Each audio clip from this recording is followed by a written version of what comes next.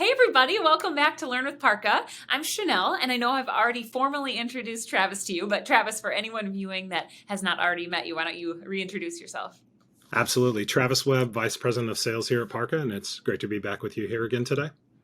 Yeah, we're taking a little bit different of a format. We're usually in person recording these together, but since we're in different time zones here, we're just hopping on virtually. So that's really the beauty of the new workforce, right? This Absolutely. week we want to chat through a specific topic that's been really top of mind for a lot of our clients right now. I think the last couple of years has been dominated by the candidate experience, right? And rightly so. That's very much where the market's been, and it's by no means less important today. So that's not at all what we want you to hear from this episode, is that, candidate nurturing and marketing doesn't matter anymore, right? Which is just silliness.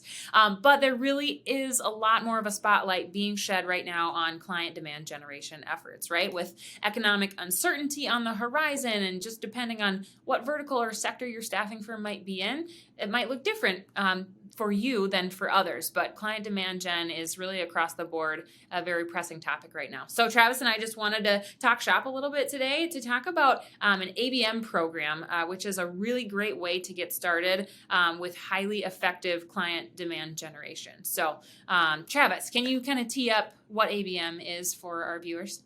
Absolutely. Thanks, Chanel. And excited to be back with everybody on Learn with PARQA today. And yeah, I talk to a lot of clients and we talk about ABM, and I get questioned a lot, like, what is ABM? So ABM is account-based marketing, right? And so essentially it's generating a specific set of targets or companies that you want to obtain as clients, and then going at them with personalized messaging, personalized campaigns, very targeted, very direct messaging to a subset of clients that you want to obtain.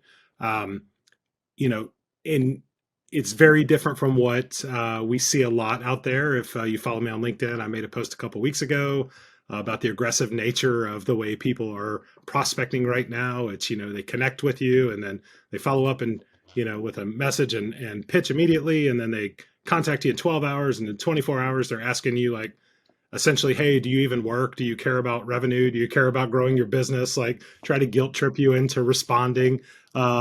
And I got to give Matt credit over at Staffing Engine. He coined the term getting pitch slapped, Yes. which is essentially what that is, right? So it's the exact opposite of ABM, or account-based marketing. So it's very strategic, it's very targeted, it's very personalized, and it's effective, right? And I get emails. I was pulling one up a minute ago, and it says, "Quick question, Travis."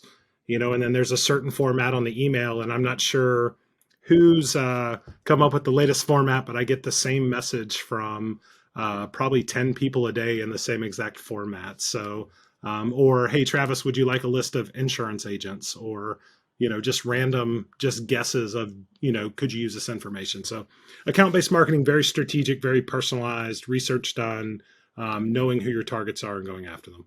Yes, and clearly there is a great way to do it, and tons of ways that we've all seen how not Yes. to do it, right? So that's sometimes just as effective to know, okay, what do we want to stay away from, but strategically, how do we want to move forward? And depending on the size or sophistication of your organization and your performance marketing efforts, you might already be enacting ABM campaigns, and that's fantastic. But if you're not, or if you're just getting started, we wanted to bring a few ways that you can kind of start to dip your toe in and get the ball rolling for enacting that ABM program. So the first thing that we want to address here is thinking through some journey work. And what we mean by that is just looking at your ideal customer profiles, really starting to hone in on what do those companies look like, whether it's company size or the types of leadership or your points of contact, or the level of depth that you can uncover within specific accounts, or there are all kinds of variables and criterias that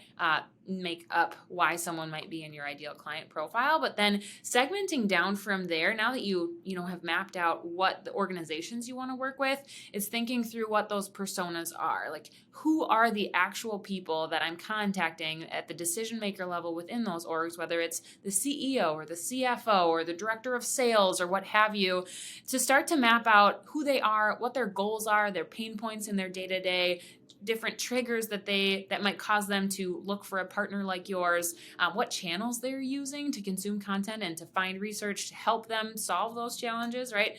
So it's mapping out those personas and then actually mapping out also as a next step kind of where they're at in their buying life cycle or in their purchase making decision journey of from awareness through to conversion. What messages do you need to hit them with at each point to further drive home the fact like, hey, we are your go-to partner. We are the solution to all of the problems that you're up against right now within XYZ.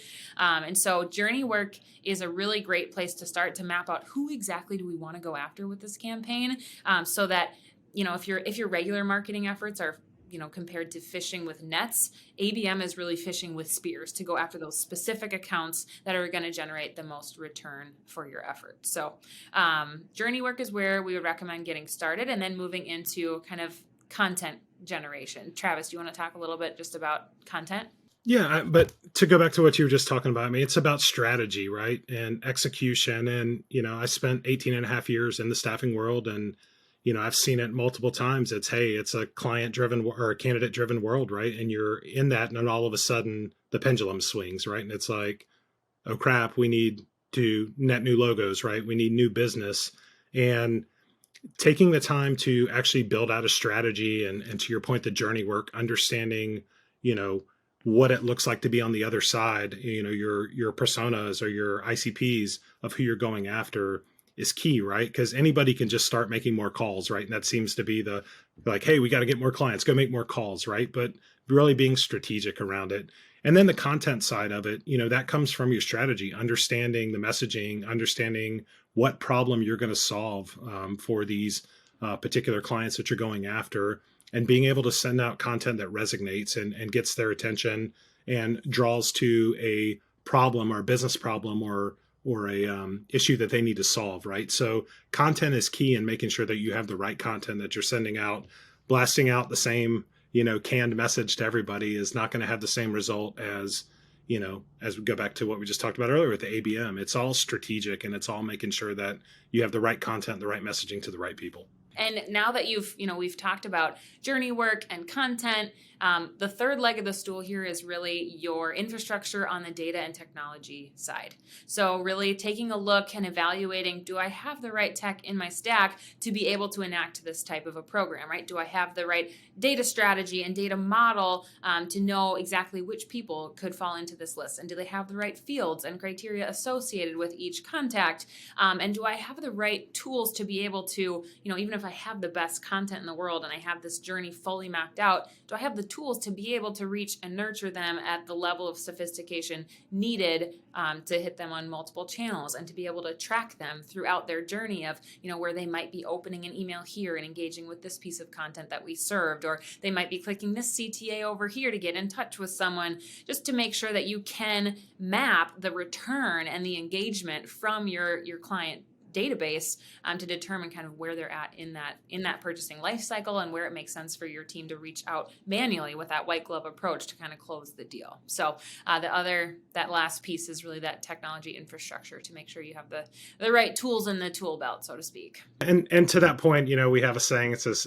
technology without strategy just makes a bad experience worse faster. Yes. Right. And we see that a lot, right? Hey, we bought this technology, it's not working, let's go buy another one and just add it on top of it. And you got to make sure your foundation's sound as you continue to add on to your tech stack. And, that's one thing, that making sure, you hear automation a lot, right? When you find out your automations aren't talking to each other and you just messaged a candidate 300 times with the same message in a 2-week period, right? Things like that are important. So technology and just the strategy and execution are very key. Yeah, absolutely. Well, that's what we've got for you for this week's Learn with PARQA. We would love to talk offline with you. Connect with us on LinkedIn, reach out. We'd love to start a conversation. Otherwise, we'll see you next time. Talk soon.